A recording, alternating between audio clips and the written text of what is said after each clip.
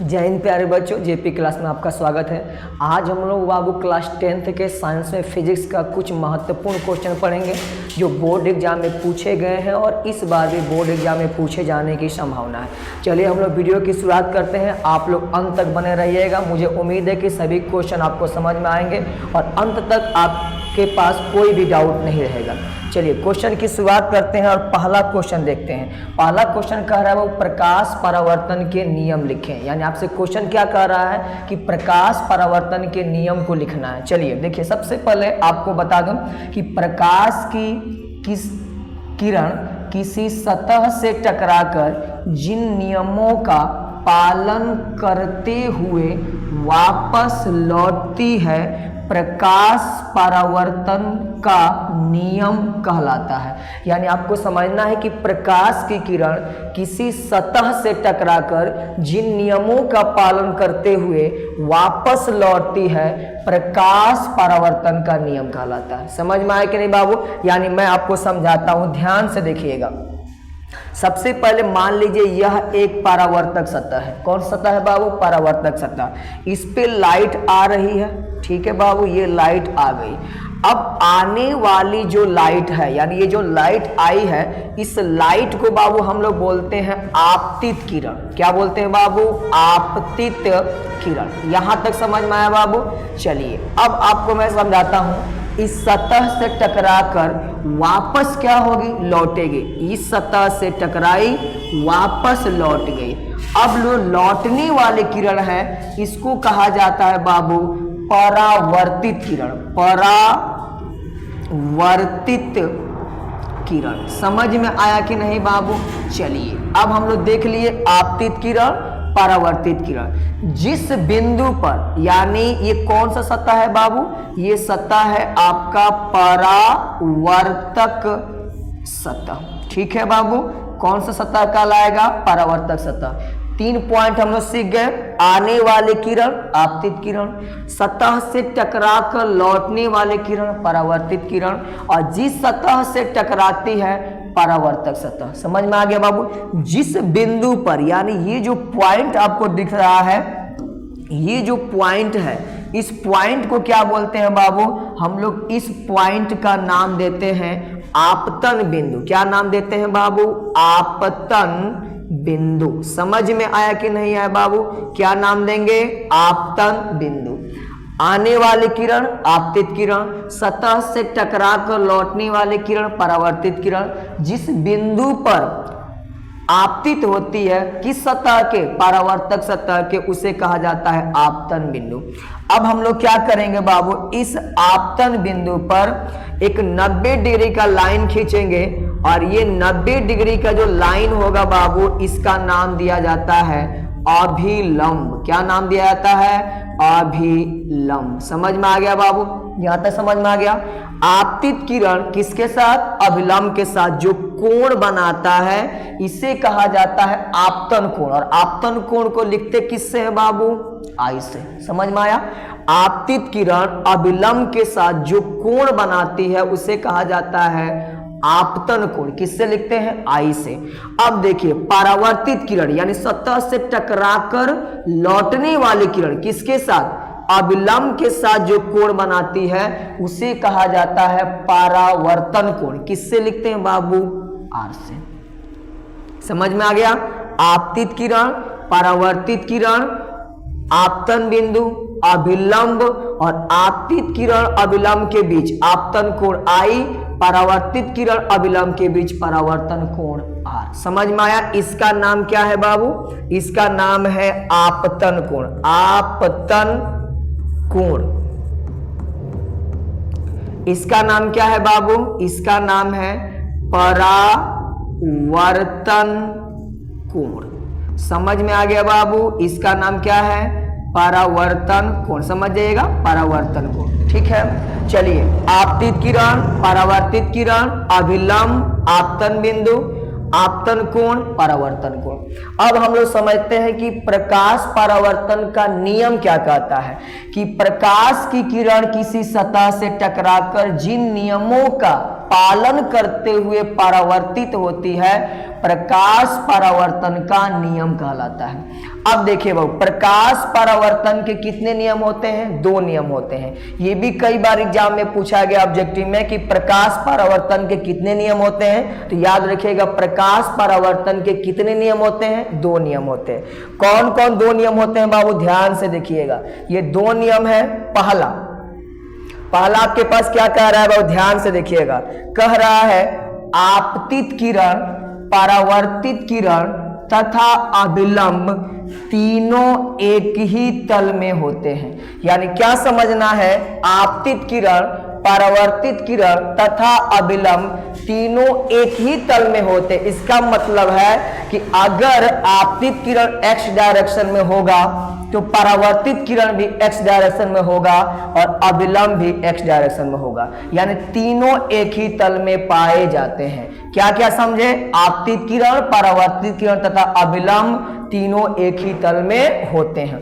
दूसरा आपको समझना है बाबू कि आपतन कोण किसके बराबर बाबू? परावर्तन कोण के बराबर होता है। यानी कोण I बराबर क्या हो जाएगा? कोण I बराबर हो जाएगा कोण R। यानी आपतन कोण परावर्तन कोण के बराबर होता है। समझ में आया कि नहीं बाबू? तो ये था हम लोग का पहला क्वेश्चन, प्रकाश परावर्तन के नियम लिखें। प्रकाश की किरण किसी सतह से टकराकर वापस जिन नियमों का पालन करते हुए लौटती है, प्रकाश परावर्तन का नियम कहलाता है। प्रकाश परावर्तन के कितने नियम हैं? 2 नियम हैं।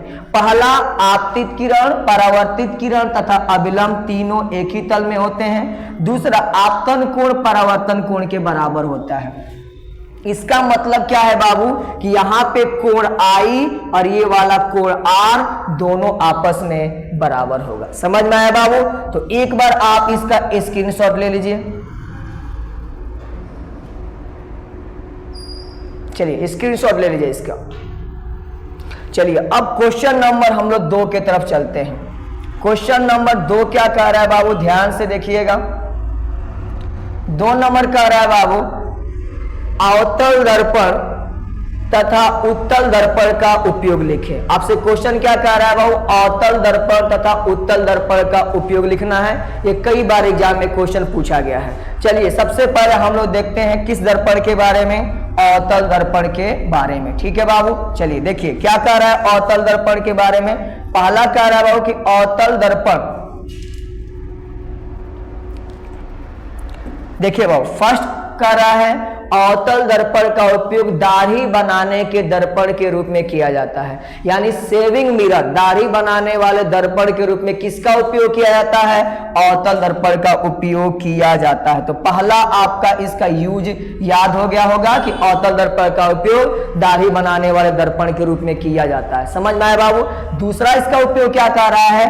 अवतल दर्पण का उपयोग दांत, कान और किसकी बाबू? गले की जांच करने में किया जाता है। यानी जो अवतल दर्पण है इसका उपयोग दांत, कान और गले की जांच में डॉक्टर इसका उपयोग करते हैं। आपसे पूछा जा सकता है कि सर अवतल दर्पण का उपयोग दांत, कान और गले के डॉक्टर क्यों करते हैं? इसका रीजन क्या है बाबू? ध्यान से देखिएगा। अवतल दर्पण बाबू अभिसारी, क्या है बाबू?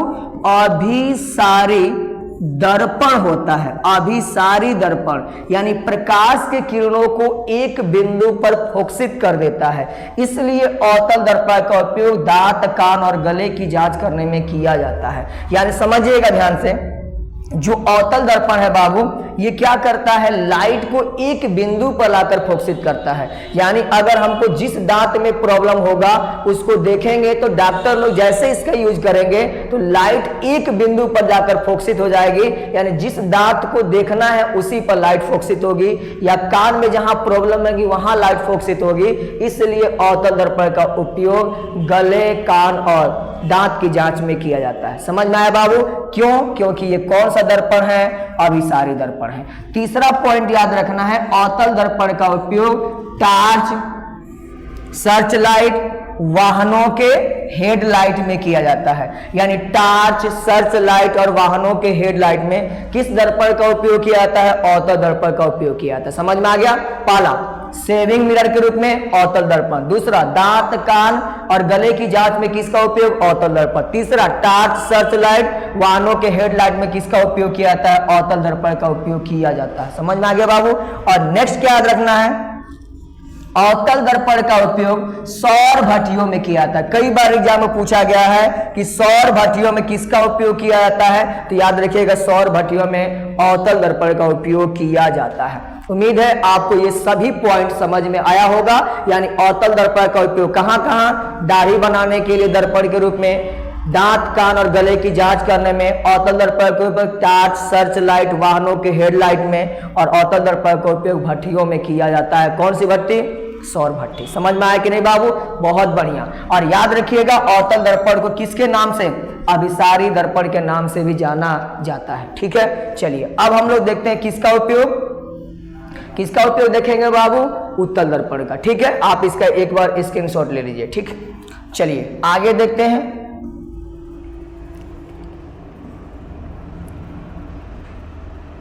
चलिए बाबू आगे है हम लोग के पास उत्तल दर्पण। सबसे पहले मैं बता दूं बाबू कि उत्तल दर्पण को हम लोग किसके नाम से जानते हैं? तो याद रखिएगा अपसारी दर्पण, अपसारी दर्पण के नाम से जानते हैं। अपसारी दर्पण के नाम से जानते हैं। यानी ये क्या करता है बाबू? प्रकाश के किरणों को एक बिंदु पर मिलाने की बजाय चारों तरफ बिखेर देता है, तो इसलिए इसको किस दर्पण के नाम से जाना जाता है? अपसारी दर्पण के नाम से जाना जाता है। चलिए पहला इसका यूज क्या है बाबू?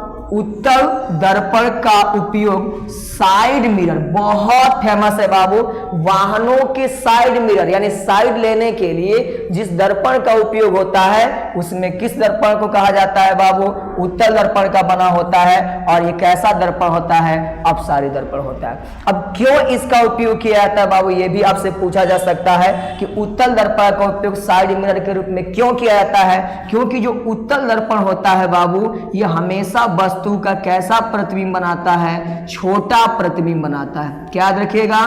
कैसा प्रतिबिंब बनाता है बाबू? छोटा प्रतिबिंब बनाता है। साथ साथ आपको याद रखना है कैसा बनाता है बाबू? आभासी, यानी कैसा इमेज बनाता है? सीधा इमेज बनाता है। तो आपको ये पॉइंट याद रखना है कि उत्तल दर्पण का उपयोग साइड मिरर के रूप में क्यों किया जाता है? क्योंकि उत्तल दर्पण किसी वस्तु का छोटा प्रतिबिंब और सीधा प्रतिबिंब बनाता है, इसलिए उत्तल दर्पण का उपयोग साइड मिरर के रूप में किया जाता है। समझ में आया कि नहीं बाबू? चलिए नेक्स्ट पॉइंट, उत्तल दर्पण का उपयोग प्रकाश लैंप के रूप में किया जाता है। क्योंकि उत्तल दर्पण का जो होता है बाबू सबसे मेन पॉइंट कौन सा क्षेत्र बाबू?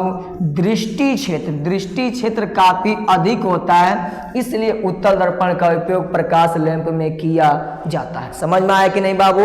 उत्तल दर्पण का उपयोग कहां कहां किया जाता है? साइड मिरर के रूप में। दूसरा, उत्तल दर्पण का उपयोग प्रकाश लैंप में किया जाता है। क्यों प्रकाश लैंप में किया जाता है? क्योंकि इसका दृष्टि क्षेत्र अधिक होता है। और दूसरा, साइड मिरर के रूप में क्यों किया जाता है बाबू? क्योंकि ये छोटा प्रतिबिंब बनाता है और साथ साथ आभासी और सीधा बनाता है। समझ में आया? तो 2 क्वेश्चन समाप्त हुआ। आप इसका एक बार स्क्रीनशॉट ले लीजिए। चलिए नेक्स्ट क्वेश्चन की तरफ हम लोग बढ़ते हैं।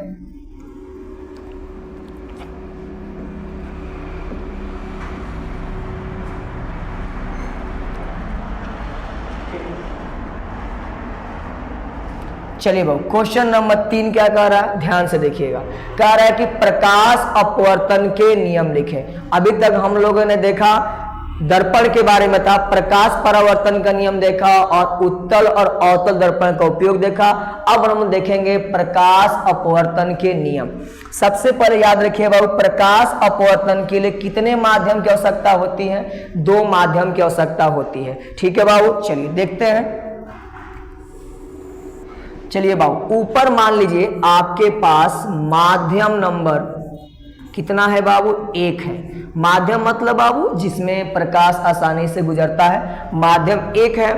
और नीचे आपके पास माध्यम 2 है। समझ में आ गया बाबू? माध्यम 1 माध्यम 2। ठीक है, अब देखिए मान लीजिए लाइट यहां से आ रही है, ठीक है बाबू, इसको नाम दीजिएगा आने वाली लाइट को आपतित किरण। ठीक है, कौन सा किरण बाबू? आपतित किरण। जिस पॉइंट पे आई बाबू उस पे आप एक 90 डिग्री का लाइन खींचिएगा, ये कहलाएगा बाबू अभिलंब। अभिलंब। यहां तक आपको समझ में आया होगा बाबू, बहुत बढ़िया। जो लाइट जो आ रही है बाबू, एक माध्यम से कहां जा रही है? दूसरे माध्यम में। आपको मालूम है कि लाइट हमेशा किस रेखा में चलती है? सीधी रेखा में। इसको सीधी रेखा में चलना चाहिए, यानी लाइट बाबू आपको ऐसे सीधी रेखा में जानी चाहिए, जैसे आ रही है वैसे सीधी रेखा में। लेकिन जब प्रकाश एक माध्यम से कहां जाती है? दूसरे माध्यम में, तो अपने पथ से क्या हो जाती है? विचलित हो जाती है। एक माध्यम से दूसरे माध्यम में जाएगी तो जो उसका मेन पथ है उससे विचलित हो जाएगी। और बाबू ये लाइट या तो इसके ऊपर से या तो इसके नीचे से गुजर जाएगी। मान लीजिए लाइट यहां से गुजर गई, तो जब लाइट यानी प्रकाश की किरण एक माध्यम से कहां जाती है? दूसरे माध्यम में, तो अपने पथ से विचलित हो जाती है। और यही पथ से विचलन होने की घटना कहलाती है प्रकाश का कौन बाबू? अपवर्तन। समझ में आया कि नहीं बाबू? अब देखिएगा, आने वाली किरण आपतित, और जो दूसरे माध्यम में किरण गई बाबू उसको बोला जाता है अपवर्तित। अपवर्तित किरण। समझ में आया कि नहीं बाबू? तो आने वाली किरण आपतित किरण, दूसरे माध्यम में जो गई अपवर्तित किरण। आने वाली किरण आपतित किरण अभिलंब के साथ कोण बनाता है आपतन कोण आई। क्या नाम दीजिएगा इसको? आपतन कोण। समझ में आया बाबू? और जाने वाली किरण अभिलंब, यही ना अभिलंब है बाबू, इसके साथ ये जो कोण बनाएगी। जाने वाले किरण अपवर्तित किरण किसके साथ? अभिलंब के साथ जो कोण बनाएगा उसको कहा जाता है कौन सा कोण बाबू? अपवर्तन कोण। समझ में आया कि नहीं बाबू? क्या नाम दिया जाता है? अपवर्तन कोण। समझ में आया? आपतन कोण, अपवर्तन कोण। अब देखिए, अब आपको बताना है, ये तो आप सब समझ गए, यानी प्रकाश जब एक माध्यम से कहां जाता है? दूसरे माध्यम में, अपने पथ से क्या हो जाता है? विचलित हो जाता है। यह घटना प्रकाश का अपवर्तन कहलाता है। प्रकाश अपवर्तन के कितने नियम होते हैं? 2 नियम। पहला नियम क्या कह रहा है बाबू? आपतित किरण, अपवर्तित किरण तथा अभिलंब तीनों एक ही तल में होते हैं। ये सिंपल सा नियम है। आपतित किरण, अपवर्तित किरण तथा अभिलंब तीनों एक ही तल में होते हैं। सबसे ज्यादा आपको याद रखना है इसका दूसरा नियम। दूसरा नियम क्या कहता है बाबू? आपतन कोण की जया। आपतन कोण की जया। आपतन कोण क्या है बाबू? यहाँ पे आई है। और जया के मतलब हम लोग किसका यूज करेंगे बाबू? साइन का। किसका यूज करेंगे? साइन का। साइन थीटा कोस थीटा पढ़े हैं, तो यानी जया के जगह पर किसका यूज किया जाएगा? साइन का। और अपवर्तन कोण की जया का अनुपात एक नियतांक होता है। यानी हमने क्या बताया? आपतन कोण की जया और अपवर्तन कोण की जया का अनुपात एक नियतांक होता है। अब समझिएगा ध्यान से। मान लीजिए जो पहला माध्यम है इसका अपवर्तनांक है μ1, ठीक है। दूसरा माध्यम इसका अपवर्तनांक कितना है? μ2। क्या पड़ेगा? μ1 μ2, ठीक है। चलिए अब हम लोग यहां पर क्या करेंगे? इस बात को हम लोग क्या करेंगे? मैथमेटिकल टर्म में समझेंगे, ठीक है बाबू, कि आपतन कोण की जया और अपवर्तन कोण की जया का अनुपात एक नियतांक होता है। और ये क्या होगा नियतांक, इसको मैं बताता हूं। देखिए बहुत ध्यान से, देखिए कह रहा है किसका? आपतन कोण की जया। आपतन कोण की जया, आपतन कोण कितना है बाबू? देख लीजिए आई, तो आई का जया यानी कॉन थीटा साइन। समझ में आया? ठीक है। अब देखिए दूसरा कह रहा है अपवर्तन कोण की जया का अनुपात, यानी ऊपर आपतन कोण की जया, नीचे अपवर्तन कोण की जया। इसका हो जाएगा बाबू साइन आर। और ये किसके बराबर होता है, ध्यान देखिएगा, ध्यान से देखिएगा, किसके बराबर, एक नियतांक। और ये नियतांक किसके बराबर होता है बाबू, दूसरे माध्यम का अपवर्तनांक बट्टा पहला माध्यम का अपवर्तनांक। दूसरा माध्यम का अपवर्तनांक कितना है, μ2, और पहला माध्यम का अपवर्तनांक कितना है बाबू, μ1। तो आपको ये समझना है, यानी साइन आई बट्टा साइन आर बराबर हो जाएगा μ2 बट्टा μ1, जहां आई क्या है आपतन कोण, आर क्या है अपवर्तन कोण, μ2 क्या है दूसरे माध्यम का अपवर्तनांक, μ1 क्या है पहले माध्यम का अपवर्तनांक। समझ में आया बाबू। अब जैसे ही आप क्रॉस गुणा कीजिएगा, क्रॉस समझते हैं ना बाबू, यहां से इससे इसमें गुणा, इससे इसमें गुणा, जैसे ही आप गुणा कीजिएगा आपको क्या मिलेगा बाबू, यहां से देखिए तो यहां से मिल जाएगा μ1 साइन आई बराबर हो जाएगा कितना बाबू, μ2 साइन आर। और यही बाबू नियम कहलाता है, किसका नियम बाबू, एस्नेल का नियम कहलाता है। किसका नियम कहलाता है, एस्नेल का।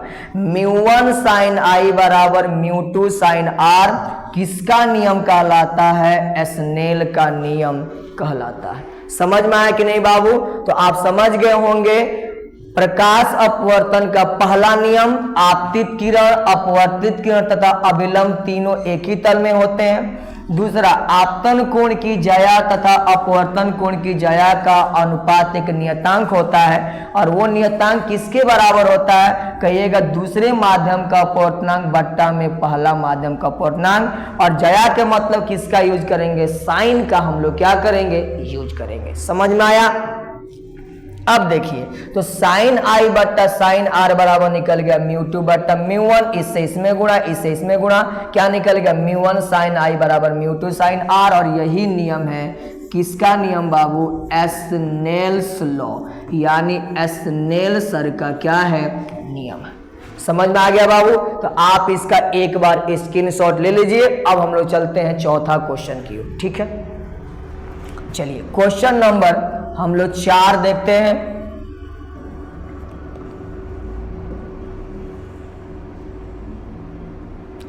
चलिए बाबू, चौथा क्वेश्चन कह रहा है उत्तल लेंस को अभिसारी लेंस क्यों कहा जाता है। कई बार एग्जाम में पूछा गया है कि उत्तल लेंस को अभिसारी लेंस क्यों कहा जाता है। देखिए बहुत ध्यान से, उत्तल लेंस क्या होता है बाबू, उससे गुजरने वाले समांतर प्रकाश की किरणों को अभिसरित कर देता है, यानी एक बिंदु पर लाकर मिला देता है। इसलिए उत्तल लेंस को अभिसारी लेंस, कौन सा लेंस बाबू, अभिसारी लेंस कहा जाता है। समझ में आया कि नहीं बाबू। यानी कहने का मतलब यह है, ध्यान से देखिएगा, ये हम लोग के पास उत्तल लेंस है, ठीक है बाबू। चलिए अब हम क्या करते हैं, इस उत्तल लेंस पर क्या करते हैं बाबू, प्रकाश के किरणों को आपतित कराते हैं। देखिए बाबू, ये समांतर किरणें आएंगी, पहली किरण, ये आपके पास दूसरी किरण, ये आपके पास तीसरी किरण, यानी तीनों प्रकाश की किरणें एक दूसरे के क्या हैं, समांतर हैं। जैसे ही ये किरणें उत्तल लेंस से होकर गुजरेंगी, ये सभी किरणें एक बिंदु पर आकर, यानी सभी किरणें कहाँ बाबू,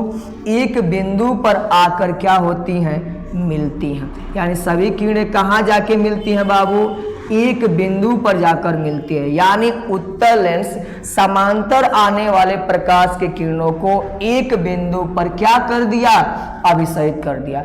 इसलिए इसे कौन सा लेंस कहा जाता है, अभिसारी लेंस कहा जाता है। समझ में आया कि नहीं बाबू। जब आपसे अभिसारी लेंस पूछेगा, कौन सा लेंस, उत्तल लेंस, और जब आपसे अभिसारी दर्पण पूछेगा तो कहिएगा अवतल दर्पण। समझ में आया। चलिए अब हम लोग क्वेश्चन नंबर 5 की तरफ चलते हैं।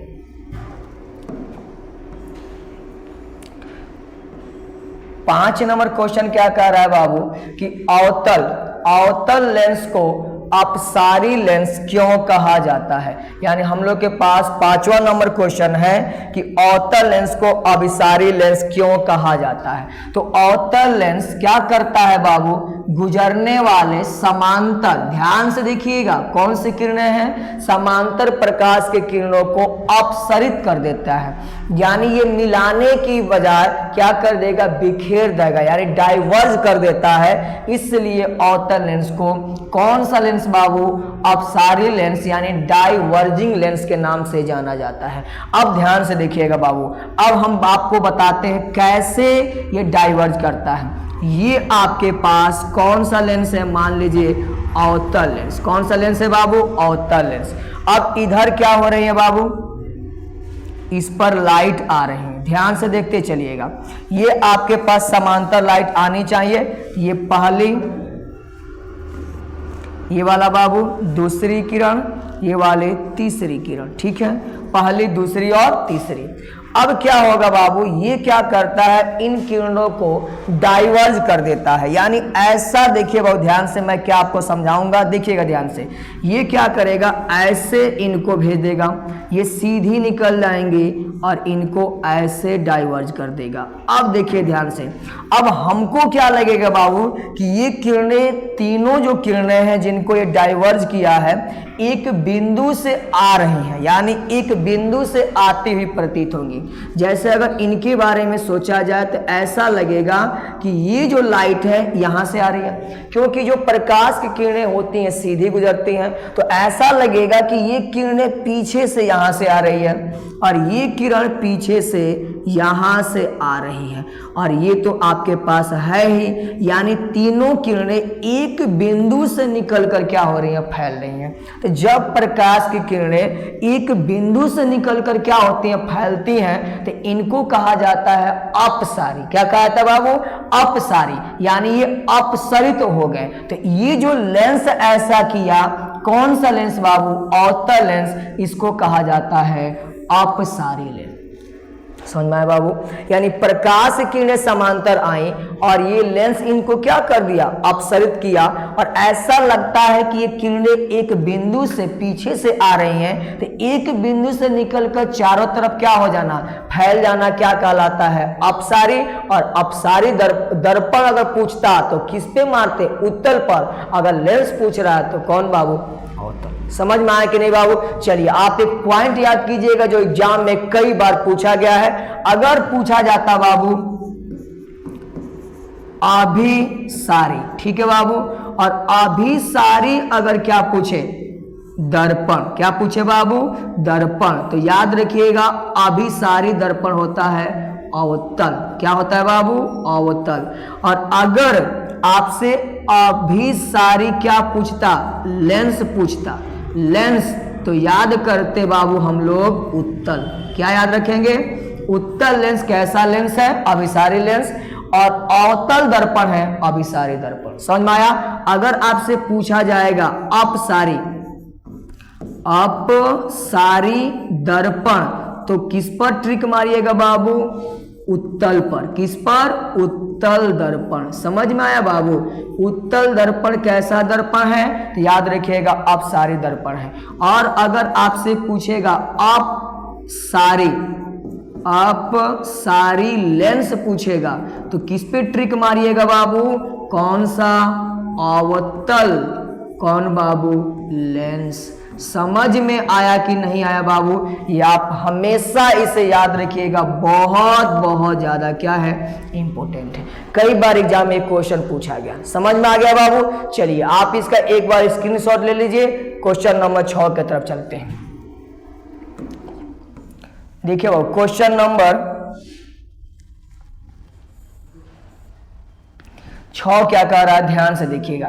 कह रहा है कि आवर्धन यानी मैग्निफिकेशन से आप क्या समझते हैं। तो आवर्धन क्या होता है बाबू, देखिए ध्यान से, प्रतिबिंब की ऊंचाई तथा वस्तु की ऊंचाई के अनुपात को आवर्धन कहा जाता है। यानी ध्यान से समझिएगा, यानी अगर मान लीजिए कोई प्रकाशिक यंत्र है, उसमें प्रतिबिंब जितना बड़ा बन रहा है, उसमें किससे भाग दे दीजिएगा, वस्तु की ऊंचाई से, तो यही जो मान आएगा क्या कहलाएगा, आवर्धन कहलाएगा। यानी आवर्धन किसके बराबर होगा बाबू, किसके बराबर होगा? प्रतिबिंब की ऊंचाई और वस्तु के ऊंचाई के अनुपात को क्या कहा जाता है?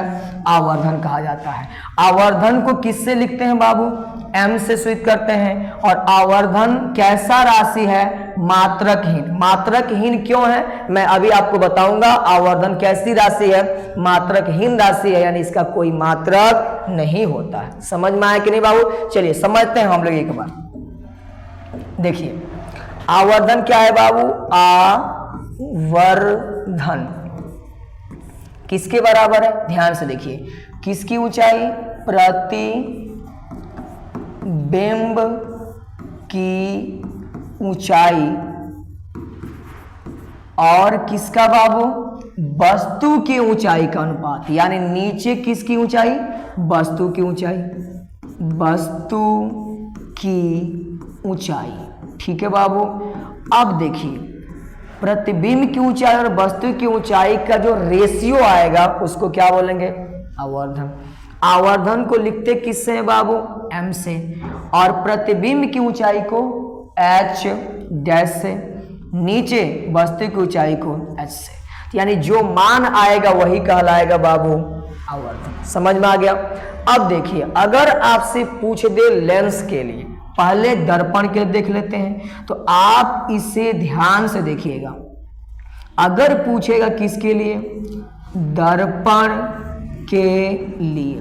किसके लिए बाबू? दर्पण के लिए। तो जो m होता है बाबू किसके बराबर होता है? h डैश बट्टा में h, और यह बराबर होता है -v/u के। किसके बराबर होता है? -v/u। v क्या है? यहाँ पे प्रतिबिंब दूरी, यानी दर्पण से कितनी दूरी पर प्रतिबिंब बन रहा है। u क्या है बाबू? वस्तु दूरी, यानी दर्पण से कितनी दूरी पर वस्तु है। तो m बराबर -v/u। अगर हम बात करेंगे किसकी? लेंस। लेंस के लिए कितना याद रखिएगा बाबू? आवर्धन का फॉर्मूला m बराबर h डैश बट्टा h बराबर होता है v/u। याद रहेगा बाबू? तो आप इसे हमेशा याद रखिएगा। और ये मात्रकहीन क्यों है? देखिए ये फॉर्मूला क्या है बाबू? प्रतिबिंब की ऊंचाई और वस्तु की ऊंचाई। यहां पर भी ऊंचाई का मात्रक क्या होगा? मीटर, और नीचे भी ऊंचाई का मात्रक क्या होगा? मीटर। मीटर से मीटर क्या हो जाएगा? कैंसिल हो जाएगा, इसलिए इसका कोई मात्रक नहीं होता। समझ में आ गया बाबू? तो आप इसका एक बार स्क्रीनशॉट ले लीजिए। ठीक है, चलिए नेक्स्ट क्वेश्चन की तरफ बढ़ते हैं हम लोग। क्वेश्चन नंबर 7 क्या कह रहा है बाबू? समंजन क्षमता से क्या समझते हैं? समंजन क्षमता से क्या समझते हैं ये हम लोग को बताना है। देखिए वो ध्यान से कह रहा है, मानव नेत्र की सिलियरी पेशियों, यानी मानव नेत्र की जो सिलियरी पेशियां होती हैं उनके द्वारा अपने तनाव को बढ़ाकर या घटाकर नेत्र लेंस की फोकस दूरी कम या अधिक करके प्रतिबिंब कहाँ बना देना है? रेटिना पर बनाने की क्षमता समंजन क्षमता कहलाती है। क्या ध्यान से देखिएगा, जो मानव नेत्र की सिलियरी पेशियां होती हैं वो अपने तनाव को बढ़ाती हैं या घटाती हैं, और तनाव को बढ़ाकर या घटाकर वस्तु का प्रतिबिंब कहाँ बनाती हैं? रेटिना पर, जिसके बाद आपको वस्तु क्या होती है? साफ साफ स्पष्ट रूप से दिखाई देती हैं। यही क्षमता क्या कहलाती है? समंजन क्षमता। अब ध्यान से सुनिएगा, अगर क्या करेंगे बाबू? सिलियरी, ध्यान से सुनते चलिएगा, सिलियरी पेशियां क्या करेंगी बाबू? सिलियरी पेशियां अगर तनाव बढ़ाएंगी, क्या करेंगे बाबू? तनाव बढ़ाएंगी। ध्यान से सुनिएगा, सिलियरी पेशियां तनाव बढ़ाएंगी तो इस कंडीशन में आपका जो क्या होता है बाबू? जो लेंस होता है, क्या होता है बाबू? लेंस। यानी जैसे सिलियरी पेशियां तनाव को क्या करेंगी? बढ़ाएंगी, या तनाव को क्या करेंगी बाबू? घटाएंगी। अब सुनिए ध्यान से, यानी सिलियरी पेशियां तनाव को क्या करती हैं? बढ़ाती हैं। तनाव को बढ़ाएंगे तो आपका लेंस क्या हो जाएगा? याद रखिएगा, लेंस कौन सा बाबू? यानी याद रखिएगा लेंस लेंस बाबू ये क्या करेगा आपको समझना है। लेंस हो जाता है तनाव, जब भी ये क्या करती है बढ़ाती हैं। तनाव बढ़ाने का मतलब है बाबू कि वो लेंस की फोकस दूरी को क्या करेंगे एडजस्ट करेंगे। और तनाव घटाएंगे भी क्यों बाबू, क्योंकि लेंस की फोकस दूरी को क्या करना है एडजस्ट करना है। और एडजस्ट करके वस्तु का प्रतिबिंब कहाँ बनाएंगे, रेटिना पर बनाएंगे। समझ में आया कि नहीं बाबू। तो यानी तनाव को बढ़ाएंगी या तनाव को क्या करेंगी घटाएंगी, या कह सकते हैं एंड क्या कर सकते हैं बाबू, तनाव क्या करेंगी घटाएंगी। ध्यान सुनिएगा, तनाव बढ़ाएंगी या क्या करेंगी घटाएंगी। और इसके बाद लेंस की फोकस दूरी क्या हो जाएगी चेंज हो जाएगी। अब देखिए जैसे ही तनाव बढ़ाने घटाने के बाद एडजस्ट होगा, अगर लेंस क्या हो जाता है, लेंस बाबू क्या हो जाएगा मोटा, क्या हो जाएगा मोटा। तो लेंस मोटा होगा तो इसकी कौन दूरी, फोकस दूरी, कौन दूरी बाबू, फोकस दूरी क्या हो जाएंगी कम हो जाएगी। याद रखिएगा जब लेंस क्या होगा मोटा होगा तो फोकस दूरी क्या हो जाएगी कम हो जाएगी। जब फोकस दूरी कम होगी तो कहाँ की वस्तु दिखेगी, कहिएगा नजदीक की वस्तु दिखाई देंगी। कहाँ की वस्तु बाबू, नजदीक की वस्तु क्या होती हैं दिखाई देती है। दूसरा कंडीशन, जब क्या हो जाएगा लेंस क्या हो जाएगा बाबू मोटा हो जाएगा। लेंस क्या हो जाएगा मोटा हो जाएगा। जब लेंस मोटा होगा, लेंस मोटा पहले ऊपर लिख दिया, लेंस क्या हो जाएगा बाबू पतला, क्या हो जाएगा लेंस हो जाएगा पतला।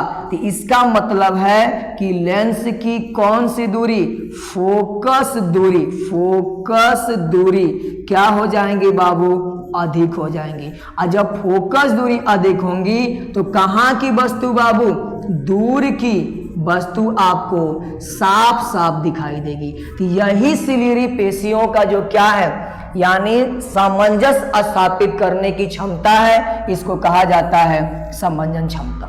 समझ में आया कि नहीं बाबू। तो सिलियरी पेशियां अपने तनाव को बढ़ाकर या घटाकर लेंस की फोकस दूरी क्या करती है कम करती है या अधिक करती है। तो यह प्रक्रिया फोकस दूरी कम या अधिक करके प्रतिबिंब कहाँ बनाती है रेटिना पर, यही क्षमता कहलाता है समंजन क्षमता। समझ में आया कि नहीं बाबू। अब ध्यान से एक और बात याद रखिएगा, जब तनाव क्या करेगी बाबू बढ़ाएगी, तनाव बढ़ाएगी तो यानी इसका मतलब होगा कि फोकस दूरी क्या हो जाएगी कम हो जाएगी। तनाव घटाएगी फोकस दूरी क्या हो जाएगी बढ़ जाएगी। समझ में आया कि नहीं बाबू। तो आप इसका एक बार स्क्रीनशॉट ले लीजिए, ये बहुत इंपॉर्टेंट क्वेश्चन है। ठीक है, सिलियरी पेशियां तनाव बढ़ाएगी या क्या करेगी घटाएगी। तनाव जब बढ़ाएगी तो लेंस क्या हो जाएगा मोटा, फोकस दूरी क्या हो जाएगा कम, कहाँ की वस्तु दिखाई देगी नजदीकी। घटाएगी तो लेंस क्या हो जाएगा पतला, फोकस दूरी क्या हो जाएगी अधिक और वस्तु दूर की दिखाई देगी। ठीक है बाबू, चलिए नेक्स्ट क्वेश्चन की तरफ हम लोग चलते हैं।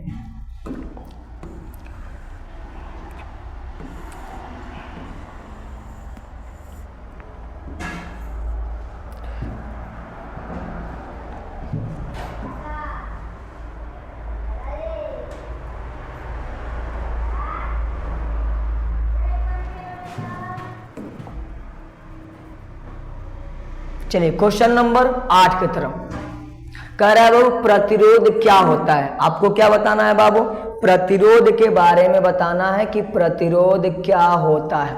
देखिए बाबू ध्यान से, कह रहा है बाबू किसी चालक पदार्थ का वह गुण जिसके कारण अपने से होकर प्रवाहित होने वाले विद्युत धारा का विरोध करता है प्रतिरोध कहलाता है। यानी किसी भी चालक पदार्थ का वह गुण जो अपने से होकर प्रवाहित होने वाले विद्युत धारा का विरोध करता है प्रतिरोध कहलाता है। ठीक है बाबू, चलिए ये तो समझ गए होंगे कि कोई भी आपके पास कौन सा पदार्थ है।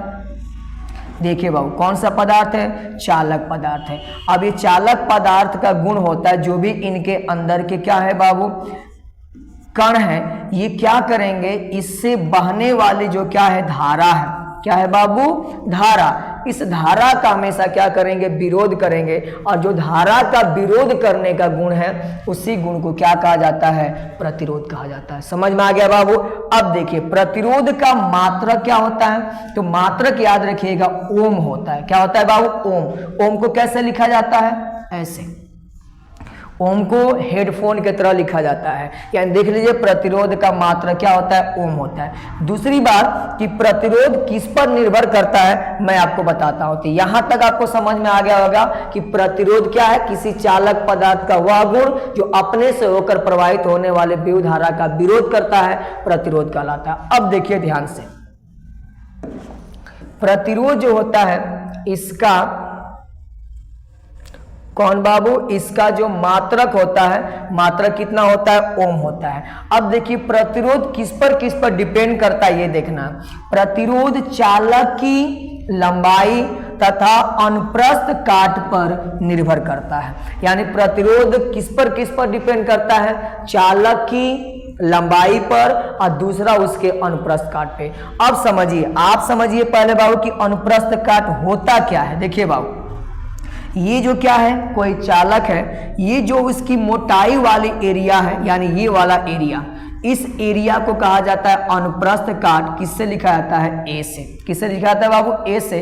और यहां से यहां तक जो लंबाई है वो क्या है बाबू, एल है। तो यानी जो प्रतिरोध होता है किस पर डिपेंड करता है, अनुप्रस्थ काट ए पर और लंबाई किस पर, एल पर। और याद रखिएगा बाबू ध्यान से कि कोई भी अगर चालक है, चालक के अंदर क्या होता है बाबू, अगर हम लोग प्रतिरोध का फॉर्मूला ज्ञात करें तो R बराबर कितना होता है बाबू, याद कर लीजिएगा, रो एल बट्टा ए। पढ़े हैं बाबू, R बराबर कितनी होती है, रो एल बट्टा ए। ये क्या है बाबू, इसको पढ़ते क्या है, रो, RHO, रो पढ़ते हैं। R बराबर रो एल बट्टा ए। R क्या है, प्रतिरोध है। L क्या है बाबू, लंबाई। और किसकी लंबाई है बाबू, आपको मालूम है, चालक की लंबाई। और यहाँ पर ए क्या है बाबू, अनुप्रस्थ काट। क्या है बाबू, अनुप्रस्थ काट है। और याद रखिएगा यहाँ पे आर क्या है बाबू, प्रतिरोध है। क्या है बाबू, प्रतिरोध। तो प्रतिरोध की कंडीशन की बात किया जाए तो प्रतिरोध आर बराबर क्या होता है, एल बट्टा रो एल बट्टा ए।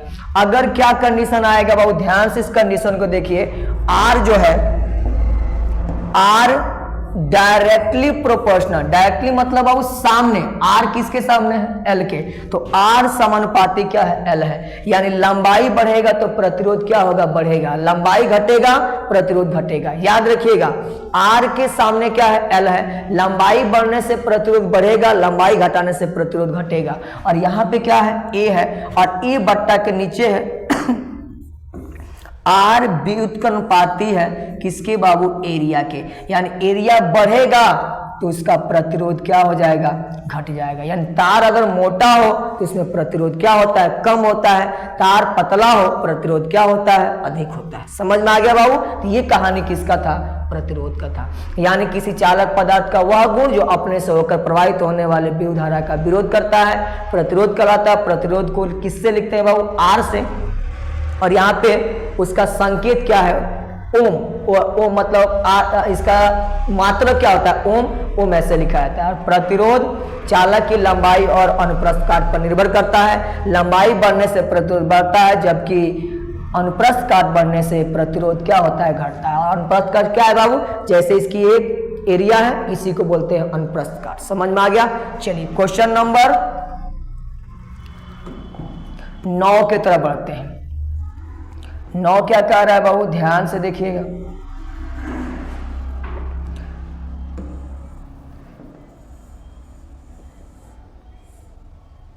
चलिए 9 कह रहा है बाबू, विद्युत धारा से क्या समझते हैं। विद्युत धारा के बारे में बात करना है बाबू, तो ध्यान से देखिएगा।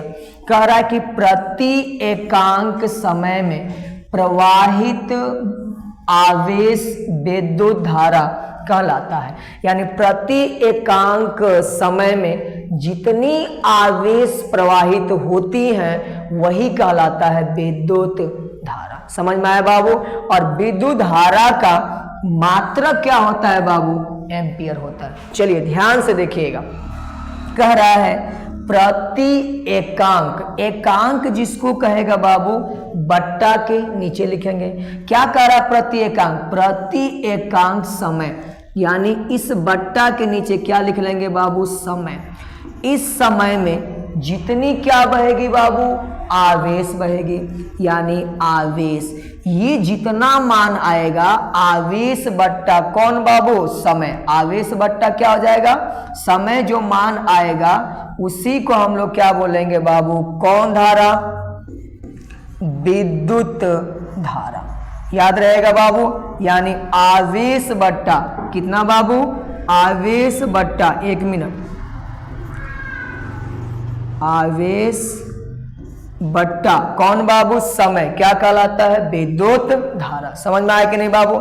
अब देखिए, आवेश को किससे लिखते हैं? आवेश नहीं, धारा को किससे बाबू? आई से। और आवेश को किससे लिखते हैं? क्यू से। समय को किससे लिखते हैं? टी से। यानी आई बराबर क्या निकल गया? क्यू बट्टा टी। ये बेसिक फार्मूला आपको क्या रखना है? याद रखना। अगर हम लोग बात करें इसका मात्रक का, तो किसका मात्रक बाबू? देख लीजिए ध्यान से, विद्युत धारा का क्या निकालना है बाबू हम लोग? मात्रक। मात्रक, मात्रक के मतलब क्या होता है बाबू?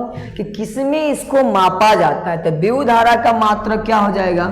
ऊपर क्या है बाबू? आवेश। जब भी मात्रक निकालना हो आपको बस फॉर्मूला याद कर लेना, और जो जो फॉर्मूला में आ रहा है उनका मात्रक यूज करना है। जैसे आवेश का मात्रक क्या होता है बाबू? कूलाम। क्या होता है बाबू? कूलाम। और नीचे क्या है बाबू? देखिए समय, समय का मात्रक क्या होता है? सेकेंड। क्या होता है बाबू? सेकेंड। याद रहेगा। अब देखिए कूलाम प्रति सेकेंड, और याद रखिएगा इस कूलाम प्रति सेकेंड को क्या कहा जाता है बाबू? एम्पियर कहा जाता है। क्या कहा जाता है? एम्पियर। एम्पियर किसका मात्रक आ गया बाबू? विद्युत धारा का क्या आ गया? मात्रक आ गया। समझ में आया कि नहीं बाबू? तो आपसे पूछा जाए कि विद्युत धारा क्या है? प्रति एकांक समय में प्रवाहित आवेश विद्युत धारा कहलाता है। फॉर्मूला I बराबर क्यू बट्टा टी।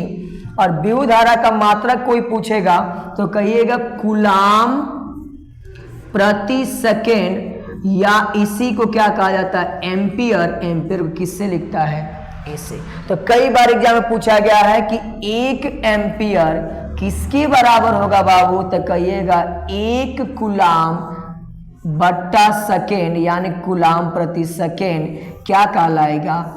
एम्पियर कहलाएगा। समझ में आ गया बाबू? चलिए आप इसका एक बार स्क्रीनशॉट ले लीजिए। चलिए क्वेश्चन नंबर 10 की तरफ चलते हैं। कह रहा है कि वो प्रतिरोधकता से आप क्या समझते हैं? प्रतिरोधकता के बारे में हम लोग को क्या करना है बाबू? बात करना है। ठीक है बाबू, चलिए ध्यान से देखिएगा।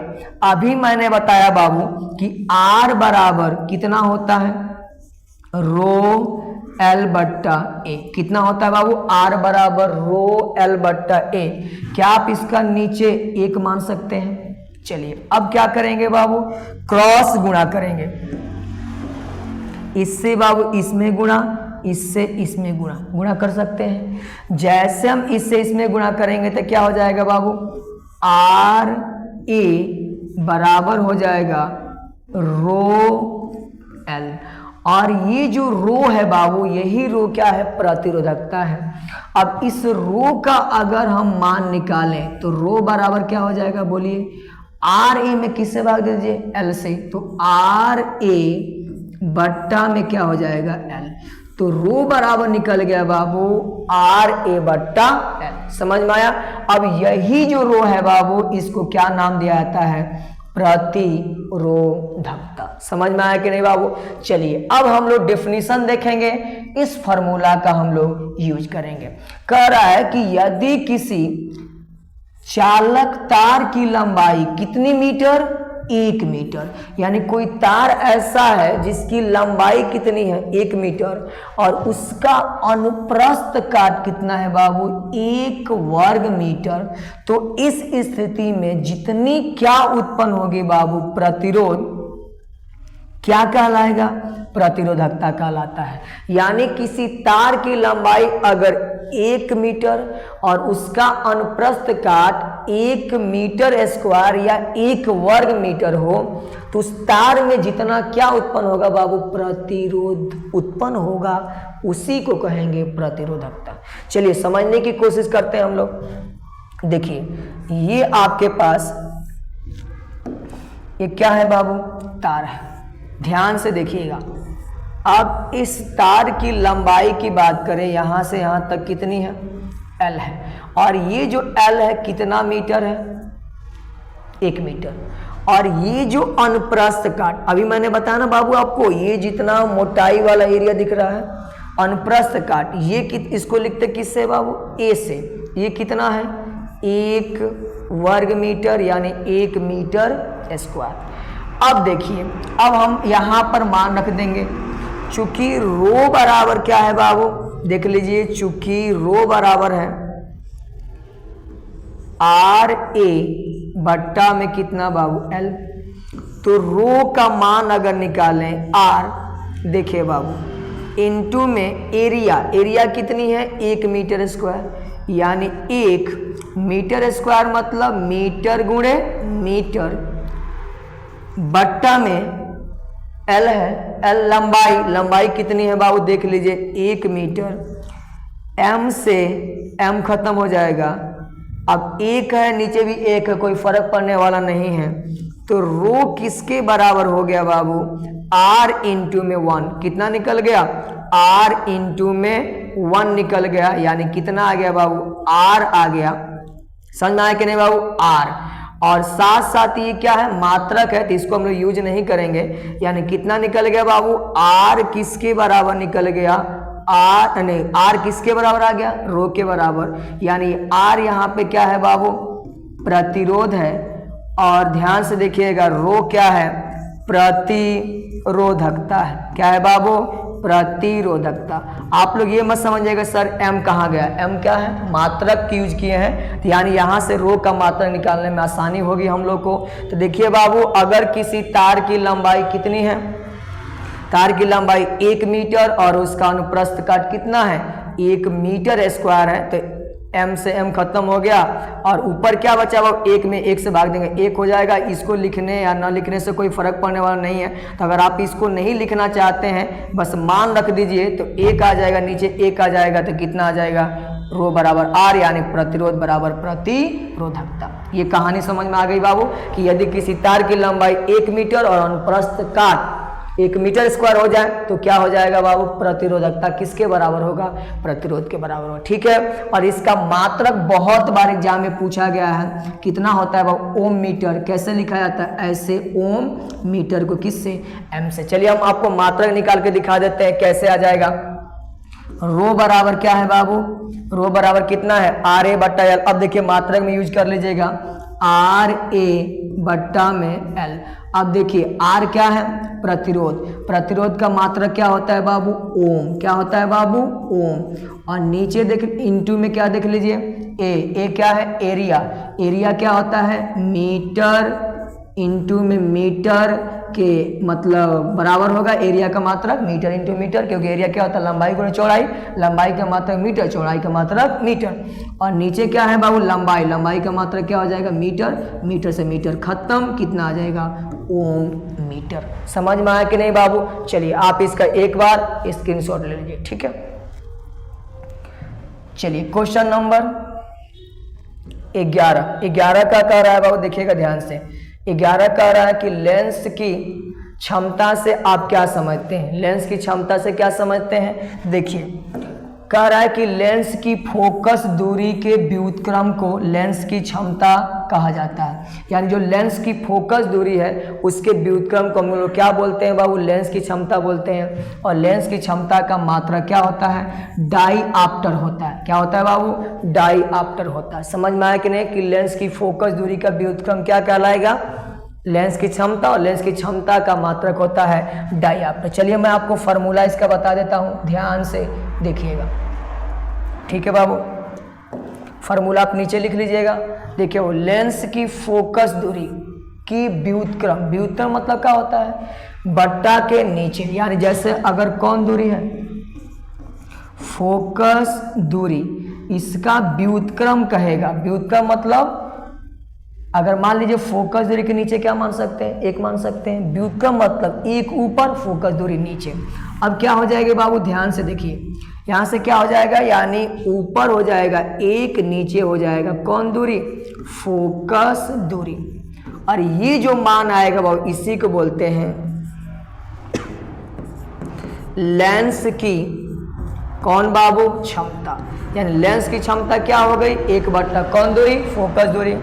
फार्मूला क्या यूज कीजिएगा वो, लेंस की क्षमता को P से, तो P बराबर 1 फोकस दूरी को किससे, F से, तो P बराबर 1/F। लेकिन याद रखिएगा कब, जब F किस में हो, F यानी फोकस दूरी किस में हो बाबू, मीटर में हो। किस में हो, मीटर में हो, तो ये फार्मूला यूज कीजिएगा। और जब फोकस दूरी किस में हो, सेंटीमीटर में, तो P बराबर यूज कीजिएगा 100/F। कहाँ से 100/F हो जाएगा बाबू, क्योंकि मीटर में चेंज करेंगे तो 100 से भाग, सेंटीमीटर को मीटर में चेंज करेंगे 100 से भाग देंगे तो नीचे से कहाँ चल जाएगा, ऊपर। यानी F किस में हो, यहाँ पे जो F है, F किस में है बाबू, सेंटीमीटर, सेंटीमीटर में हो। तो ये आपको कहानी समझ में आनी चाहिए कि लेंस की क्षमता क्या होती है, 1 फोकस दूरी, और P बराबर क्या हो जाएगा 1/F, और P बराबर 1/F के जगह पर 100/F कब यूज कीजिएगा, जब लेंस की फोकस दूरी किस में हो, सेंटीमीटर। समझ में आया कि नहीं बाबू। और कई बार डायप्टर को अगर ना दिया तो कैसे याद रखिएगा लेंस की क्षमता बाबू, 1 कौन दूरी, फोकस दूरी, 1 फोकस दूरी का मात्रा किस में अगर बांध लें हम, मीटर में, यानी हो जाएगा प्रति मीटर। प्रति मीटर जो होता है बाबू वो किसके बराबर हो जाएगा, डायप्टर के। यानी 1 के नीचे मीटर क्या हो जाएगा, डायप्टर। समझ में आ गया बाबू। चलिए क्वेश्चन नंबर किसकी ओर चलते हैं बाबू, 12 की ओर चलते हैं। 12 क्या कह रहा है बाबू, ध्यान से देखिएगा। कह रहा है कि वर्ण विक्षेपण से आप क्या समझते हैं, वर्ण विक्षेपण से क्या समझते हैं, ये हम लोग के पास क्या है, क्वेश्चन है। कह रहा है बाबू कि जब श्वेत प्रकाश प्रिज्म से होकर गुजरता है तो 7 रंगों में विभाजित हो जाता है, यह घटना कहलाती है प्रकाश का वर्ण विक्षेपण। ठीक है बाबू। यानी समझना क्या है बाबू, ध्यान से देखिएगा। अगर हम लोग के पास क्या है, एक प्रिज्म है, क्या है बाबू, ये मान लीजिए हम लोग के पास प्रिज्म है, ठीक है बाबू, और इसमें कौन सी प्रकाश आ रही है इधर से याद रखिएगा, एक श्वेत प्रकाश आ रही है। कौन सी प्रकाश बाबू, श्वेत प्रकाश। और जैसे ही ये श्वेत प्रकाश किससे गुजरेंगी, प्रिज्म से। किससे गुजरेंगी बाबू, प्रिज्म से गुजरेंगी।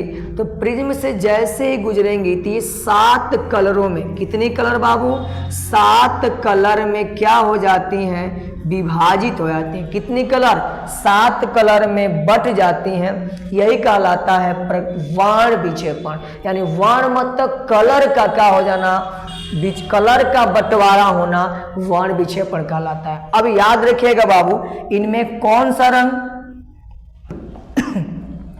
हमेशा याद रखिएगा बाबू कि इसमें कौन सा रंग ऊपर होता है, लाल रंग ऊपर होता है। फिर उसके बाद क्या होता है बाबू, सबसे नीचे याद रखिएगा, 1 मिनट, सबसे ऊपर कौन सा रंग, लाल रंग। ठीक है बाबू। उसके बाद क्या होता है बाबू, जामुनी। जामुनी होता है नहीं, नारंगी। क्या होगा, 1 मिनट रुकिए। सबसे पहला, सबसे ऊपर लाल, फिर क्या होता है बाबू, नारंगी, फिर कौन होता है बाबू, पीला, फिर क्या होता है बाबू, हरा, फिर क्या होता है बाबू, यहाँ याद रखिएगा नीला, यहाँ होता है बाबू जामुनी, और यहाँ होता है बाबू बैगनी। ठीक है, तो याद रखिएगा बैगनी, जामुनी, नीला, हरा, पीला, नारंगी और लाल, ये 7 जो कलर होते हैं बाबू, यही बट गया श्वेत प्रकाश। इसको कहा जाता है वर्ण विक्षेपण। समझ में आया।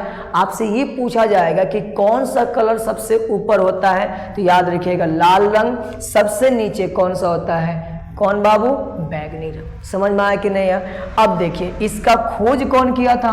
न्यूटन ने किया था। यानी न्यूटन ने सबसे पहले देखा था कि प्रिज्म से श्वेत प्रकाश गुजरता है तो 7 रंगों में बट जाता है, यही कहलाता है प्रकाश का वर्ण विक्षेपण। समझ में आया? तो आप इसका एक बार स्क्रीनशॉट ले लीजिए। फिर मैं बताता हूं कि इनका कौन सा, लाल रंग का कौन सा प्रॉपर्टी ज्यादा होगा और बैगनी रंग का कौन सा प्रॉपर्टी ज्यादा होगा। ठीक है, चलिए अब इसको आप ध्यान से देखिएगा बाबू, ये एग्जाम में कई बार पूछे गए हैं तो आप इनको ध्यान से देखिएगा। यहां मैं लिख देता हूं बाबू सर्वाधिक और यहां पे मैं लिख देता हूं बाबू सबसे कम। सबसे कम देखते चलिएगा बाबू ध्यान से। अगर मैं पूछूं कौन सा प्रॉपर्टी बाबू? तरंग दैर्ध्य। कौन सा पूछूं बाबू? तरंग दैर्ध्य। अब तरंग दैर्ध्य किसका ज्यादा होता है बाबू? तो याद रखिएगा किसका? लाल का। किसका सबसे कम होता है? तो याद रखिएगा बैगनी का। याद रहेगा बाबू, बैगनी रंग का तरंग दैर्ध्य सबसे कम, लाल रंग का सबसे ज्यादा। अगर मैं पूछूं बाबू प्रकीर्णन, क्या पूछूं? प्रकीर्णन सबसे अधिक किसका होता है? तो याद रखिएगा बैगनी का। सबसे अधिक किसका होगा? बैगनी का। ये फर्स्ट है, ये सेकेंड है। तो तरंग दैर्ध्य पूछेगा तो लाल का सबसे ज्यादा, बैगनी का सबसे कम। प्रकीर्णन किसका ज्यादा? बैगनी का। किसका कम बाबू? लाल का। अगर आपसे पूछा जाए विचलन, कौन सा बाबू? विचलन। किसका विचलन ज्यादा होता है? फिर याद रखिए किसका बाबू? बैगनी का। विचलन बैगनी का और सबसे कम किसका? लाल का। अगर आपसे पूछा जाए झुकाव, क्या पूछा जाए बाबू?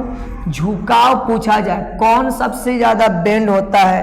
तो झुकाव याद रखिएगा किसका? झुकाव अब होता है, याद रखिए किसका? सबसे नीचे कौन है? बैगनी। तो झुकाव ज्यादा किसका होगा? बैगनी का। और किसका कम होगा बाबू? लाल का। याद रहेगा बाबू ना? इतना आपको क्या रखना है? याद रखना है। अगर आपसे अपवर्तनांक पूछे, क्या पूछे बाबू? अपवर्तनांक। किस रंग का अपवर्तनांक सबसे ज्यादा होता है? फिर याद रखिएगा किसका बाबू? बैगनी का। और किसका अपवर्तनांक सबसे कम होता है? हाँ, सबसे कम किसका होता है? लाल रंग का होता है। तो ये सभी प्रॉपर्टी आपको याद रखना है जो एग्जाम में पूछे जाते हैं। तरंग दैर्ध्य लाल का, सबसे कम बैगनी का। प्रकीर्णन सबसे ज्यादा बैगनी का, सबसे कम लाल का। विचलन सबसे ज्यादा बैगनी का, सबसे कम लाल का। झुकाव सबसे ज्यादा बैगनी का, सबसे कम लाल का। अपवर्तनांक सबसे ज्यादा बैगनी का और सबसे कम किसका? लाल का। समझ में आया? चलिए अब क्वेश्चन नंबर 13 की तरफ हम लोग चलते हैं। कह रहा है सूर्योदय और सूर्यास्त के समय, बहुत ज्यादा ये क्वेश्चन पूछा गया है कि सूर्योदय और सूर्यास्त के समय सूर्य कैसा बाबू आपको रक्ताभ यानी लाल दिखाई देता है, क्यों? ठीक है बाबू, ध्यान से देखिए। कह रहा है कि सूर्योदय तथा सूर्यास्त के समय सूर्य के प्रकाश को पृथ्वी तक पहुंचने में काफी अधिक दूरी तय करनी पड़ती है, जिसके कारण प्रकाश के सभी रंगों का क्या होता है? प्रकीर्णन होता है। ध्यान से देखिएगा, यानी जो सूर्य का प्रकाश है जब पृथ्वी पर पहुंचता है, कब? सूर्योदय और सूर्यास्त के समय, तो उसको काफी अधिक दूरियां तय करनी पड़ती है, जिसके कारण उसके सभी रंगों का क्या होता है? प्रकीर्णन। अब आप ध्यान से सुनिए, किसका प्रकीर्णन ज्यादा होता है? तो देखिए बाबू, किसका प्रकीर्णन ज्यादा होता है? किसका? बैगनी का। किसका सबसे कम होता है? लाल का। ये पॉइंट याद रखिएगा, बैगनी का सबसे ज्यादा और लाल का सबसे क्या होता है? कम होता है। तो इसमें होता क्या है? लाल रंग का जो क्या होता है? तरंग दैर्ध्य, यानी उसी को क्या बोलते हैं बाबू? वेवलेंथ। क्या बोलते हैं? वेवलेंथ। यानी वेवलेंथ के मतलब यहाँ पे है तरंग दैर्ध्य। क्या बोलिएगा?